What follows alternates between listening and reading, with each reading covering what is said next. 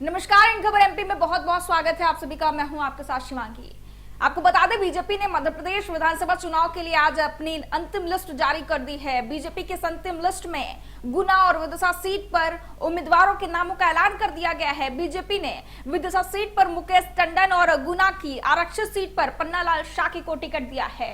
BJP ने अलग अलग लिस्ट निकालकर कुल 228 सीटों पर अपने उम्मीदवार घोषित कर दिए थे, लेकिन 2 सीटों को होल्ड कर रखा था। ये सीट थी गुना और विदिशा की। गुना सीट से जिस पन्नालाल शाक्य को टिकट दिया गया है वह बीजेपी के पुराने कैडर से हैं और खुद आरएसएस की तरफ से पन्नालाल शाक्य को टिकट दिलाने के लिए लॉबिंग की जा रही थी। वहीं ज्योतिरादित्य सिंधिया भी इस गुना सीट पर अपने समर्थक नीरज निगम को टिकट दिलाने की कोशिश कर रहे थे, लेकिन बीजेपी ने अपने पुराने कैडर पर अधिक भरोसा जताया है। इसी तरीके विदिशा सीट तो हमेशा से ही बीजेपी के लिए एक सुरक्षित सीट रही है, लेकिन इस सीट पर भी 3 उम्मीदवारों के नामों को लेकर माथापच्ची चल रही थी। लेकिन मौका मिला मुकेश टंडन को, जो सीएम शिवराज सिंह चौहान के बेहद करीबी हैं और 2018 के विधानसभा चुनाव में भी बीजेपी ने उनको मौका दिया था, लेकिन वर्तमान कांग्रेस विधायक शशांक भार्गव से वो हार गए। लेकिन इस हार के बावजूद भी बीजेपी ने मुकेश टंडन पर भरोसा जताया है। बीजेपी ने होल्ड की इन सीटों पर सीएम शिवराज सिंह चौहान की पसंद को तवज्जो दी है। मुकेश टंडन सीएम शिवराज सिंह चौहान के बेहद करीबी हैं।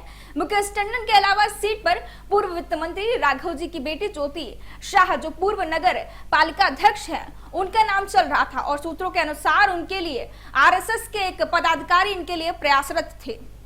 दूसरे दावेदार थे तोरट सिंह दांगी, जो भाजपा के पूर्व जिला अध्यक्ष हैं और विदिशा सीट पर दांगी वोटर निर्णायक भूमिका में हैं। लेकिन बाजी हाथ लगी मुकेश टंडन की, क्योंकि उनके लिए खुद सीएम शिवराज सिंह चौहान अपना समर्थन दे रहे थे। यही स्थिति गुना की आरक्षित सीट पर रही, जहां पार्टी ने सिंधिया के समर्थक नेता के ऊपर बीजेपी के पुराने नेता पर अधिक भरोसा जताया है। अब बीजेपी ने पूरे 230 सीटों पर अपने उम्मीदवार मैदान में उतार दिए हैं। वहीं कांग्रेस ने पहले ही 230 विधानसभा सीटों पर अपने उम्मीदवारों को मैदान में उतारा था। इस बार बीजेपी और कांग्रेस में नेक टू नेक फाइट मानी जा रही है। 17 नवंबर को वोट डाले जाएंगे, वहीं 3 दिसंबर को वोटों की गिनती होगी। देखना होगा इस बार मुख्यमंत्री की कुर्सी पर कौन बैठता है। ऐसे अपडेट्स के लिए हमारे साथ इन खबर एमपी पर बने रहें।